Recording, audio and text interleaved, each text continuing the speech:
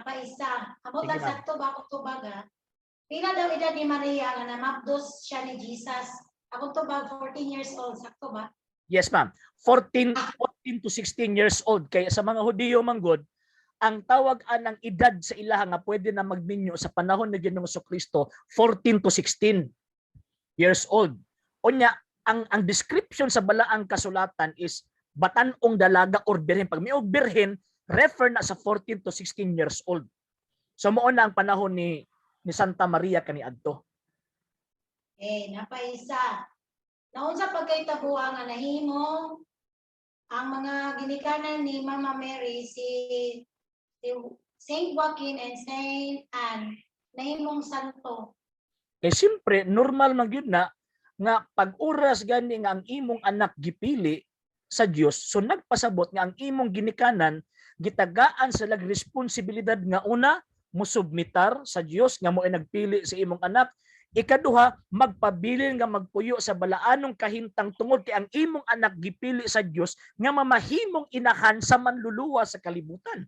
So nahimong santo si San Joaquin ug si Santa Ana tungod sa hinungdan nga gisubmitar nila ang ilahang kaugalingon nga ang iyang ibuntis mauning tawag ining mamahimong inahan sa ikaduhang persona sa Santisima Trinidad. So lain mong pugkaayo no nga balaan si Santa Maria limang kag Immaculate Conception God. Buti pasabot gimabdos siya ni Santa Ana, gibuntis siya ni Santa Ana nga wala siya sala.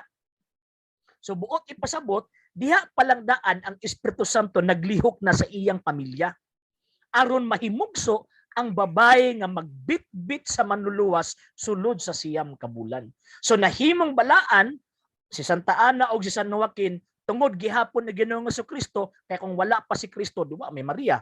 Kung wala pa si Kristo, wala pa itawag ining Santa Ana o San Joaquin. So ang pinakadakong source sa ilahang holiness is nagikan mismo kang Ginoong Kristo. Nganong nahimong balaan si San Joaquin si Santa Ana tungod ni Kristo nga tinguha niya nga mamahimong tao. Nganong nahimong balaan si San Joaquin o si Santa Ana tungod ni Kristo nga diin nagpili sa ilang anak nga si Santa Maria nga diin maoy iyang puy-an sulod sa siyang kabulan nga tawagon subay sa mando sa Espiritu Santo nga inahan sa Ginoo or inahan sa Dios.